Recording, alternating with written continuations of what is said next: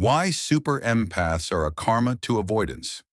Have you ever wondered why avoidants always seem to cross paths with super empaths? Why it feels like the universe keeps throwing them together? It's not just coincidence. It's karma at work. In this video, we're going to break down the powerful dynamic between super empaths and avoidants, why they are so drawn to each other, and how this relationship becomes a karmic lesson for both sides. If you've ever dealt with an avoidant, or if you recognize yourself in this cycle, stick around. You're about to understand everything in a way that finally makes sense. Welcome to Love Decoded, where we turn relationship confusion into clarity. Let's start with the super empath. A super empath is not your everyday empath. This is someone who doesn't just feel emotions, they absorb them. They sense when someone is hurting, even without words. They often feel like they were born to heal, to rescue, to love without limits.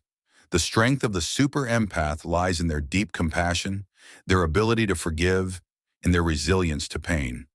They can carry more emotional weight than most people and still stand tall. But there's a shadow side. Super empaths often overgive. They ignore red flags. They stay too long in relationships where their love is not reciprocated, hoping their presence will heal the other person. This is why avoidants are drawn to them like a magnet.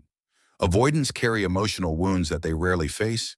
A super empath can see those wounds instantly, and instead of running, they lean in and think, I can help. I can love this person into wholeness. That instinct becomes the very thing that locks them into the karmic cycle. Now let's talk about the avoidant. An avoidant is someone who has an avoidant attachment style. This often comes from childhood experiences. Maybe they grew up with emotional neglect, inconsistent parenting, or a feeling that closeness was unsafe. As adults, avoidants crave love like everyone else. But the moment they get too close to someone, fear kicks in. They start to feel smothered, overwhelmed, or trapped. So what do? They pull away. They stop communicating. They retreat into silence. This doesn't mean they don't care. Deep down, avoidants often love very deeply. But the fear of intimacy is stronger than their desire for closeness. They are constantly torn between wanting love and running from it. And that push and pull dynamic is exactly what attracts and frustrates the super empath. So why does this connection even happen? Why are super empaths and avoidants drawn to each other? It's because opposites attract, but in the emotional world, opposites also trigger. The empath's deepest desire is to heal and connect. The avoidant's deepest fear is being forced to connect. Put them together and you have a magnetic pull that feels almost fated. The empath thinks, if I just love them harder, they'll finally open up. The avoidant thinks, this person is safe. They understand me. But as soon as intimacy deepens, they panic and run. This creates a cycle. Chase, withdraw, repeat. The empath keeps chasing. The avoidant keeps withdrawing. Both feel exhausted, but neither lets go. Here's the karmic truth. The empath becomes the mirror that forces the avoidant to face emotions they've been running from their entire life. And the avoidant becomes the test that forces the empath to learn boundaries and self-respect. Now let's see how this karma unfolds for both sides. For the super empath, the lesson is painful but necessary. They learn that they cannot save someone who doesn't want to be saved. They learn that giving love without limits only drains them. Eventually, the super empath is pushed to grow into self-love. They stop chasing, they stop overgiving, and they finally realize, my worth is not measured by how much I can fix someone else. For the avoidant, the karma hits differently. At first, they feel safe knowing the empath will always be there. They take the unconditional love for granted.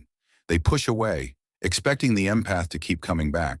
But eventually, the empath walks away. That's when the avoidant realizes what they had and what they lost. The karma for the avoidant is losing the one person who gave them the love they secretly craved, but were too afraid to accept. And here's the twist. When the empath finally pulls back, the avoidant is left alone with the very emptiness they've been avoiding all along. So what can we learn from this dynamic? For the super empath, your lesson is to stop overgiving. Stop losing yourself in the process of trying to heal others. Learn to give love without abandoning yourself. The true test of your gift is not how much you can fix others.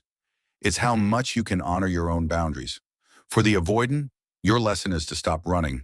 Stop pushing away the very intimacy you need. Healing starts when you face your fear of closeness instead of avoiding it. Therapy, self-reflection, and vulnerability are your way out. The universe keeps bringing these two types together because it wants both to evolve. For the empath, evolution means self-love. For the avoidant, evolution means courage to love fully. So in the end, the super empath is not just a partner to the avoidant, they are their karma, a mirror, a lesson, a reminder that love cannot be escaped, only embraced. If this video spoke to you, make sure you subscribe to Love Decoded, where we turn relationship confusion into clarity. And I'd love to hear from you in the comments. Have you ever been the super empath or the avoidant in a relationship?